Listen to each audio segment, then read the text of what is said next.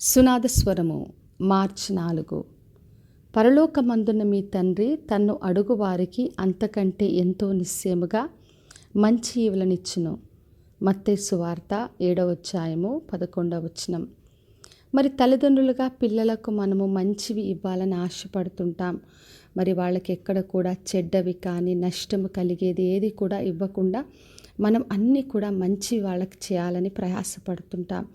మరి మనుషులుగా మనము చేస్తున్న దానికంటే పరలోకమందున్న తండ్రి మరి అడుగు వారికి అంతకంటే ఎంతో నిశ్చయముగా మంచి ఈవులనిచ్చు దేవుడు. అదే ఈ రోజున వాగ్దానం చేస్తున్నాడు. నేను ఎంతో నిశ్చయముగా మంచి వాటిని ఇస్తానని చెప్తున్నాడు. ఎందుకంటే మనుషులుగా మనం పొరపాట్లు చేసినప్పటికీ మన పిల్లలకు మనము మంచి ఇవ్వాలనుకుంటున్నాం. మరి పరలోకమందున్న తండ్రి మరి ఆయన అందరికి కూడా మంచి తలంపులు కలిగి ఉన్న దేవుడు.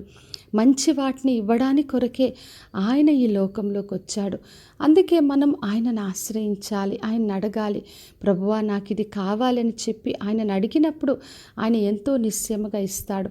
మరి ఆయన వాగ్దానం చేశాడు, అడుగుడి ఇవ్వబడును, వెదుకుడి దొరుకును, తట్టుడి తీయబడినని చెప్పాడు.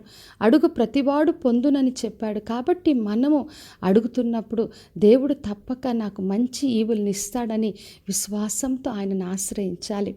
మరి కీర్తనలు 85:12 వచనంలో చదివినప్పుడు అందులో రాయబడింది, యెహోవా ఉత్తమమైనది అనుగ్రహించును అని. మరి మన దేవుడు అన్ని ఉత్తమమైనవి మనకు అనుగ్రహిస్తాడు. ఆయన మంచి దేవుడు. నిశ్చయముగా మంచి ఈవులతో శ్రేష్టమైన వాటిని మనకు అనుగ్రహించే దేవుడు. మంచి ఆయుష్ను ఆరోగ్యం ఇస్తాడు, ఐశ్వర్యముతో నింపుతాడు, పేరును ఘనతనిస్తాడు. మన కుటుంబాలు మన పరిచర్లు అన్నీ మంచి వాటితో తృప్తిపరిచే దేవుడు. తన పరిశుద్ధాత్మను మనకు అనుగ్రహిస్తాడు. ఆత్మ వరములతో ఫలముతో మనం నింపుతాడు. కాబట్టి నా ప్రియ సహోదరి సహోదర, ఏది కావాలన్నా తండ్రిని ఆశ్రయిద్దాం. పరలోకమందున్న మన తండ్రి ఎంతో నిశ్చయముగా మంచి వాటిని ఇచ్చే దేవుడు. ఆయన మంచి ఇవ్వాలని ఆశపడుతున్నాడు. కాబట్టి విశ్వాసంతో ఆయన దగ్గరికి వెళ్ళి ఆయన తప్పక ప్రార్థించే వారికి ప్రతిఫలం ఇచ్చే దేవుడు, మంచి దేవుడు అని ఆయన అడిగినప్పుడు మనం అడుగు వాటికంటేను ఊహించు వాటికంటేను అత్యధికమైన మేలుతో మనల్ని తృప్తిపరుస్తాడు. కాబట్టి విశ్వాసంతో ఆయనను అడిగి పొందుకుందాం, ప్రార్థన చేసుకుందాం.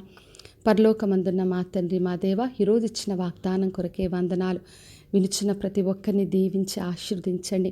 వారు దేని కొరకు అడుగుచున్నారు, ఏది ప్రార్థిస్తున్నారో, దేని గురించి కనిపెడుతున్నారు ప్రభువా, ఎంతో నిశ్చయముగా మంచి ఈవులతో ప్రతి ఒక్కరిని తృప్తిపరిచి మీరే మహిమను పొందమని యేసు నామములో అడిగి వేడుకొంచున్నాను తండ్రి, ఆమెన్.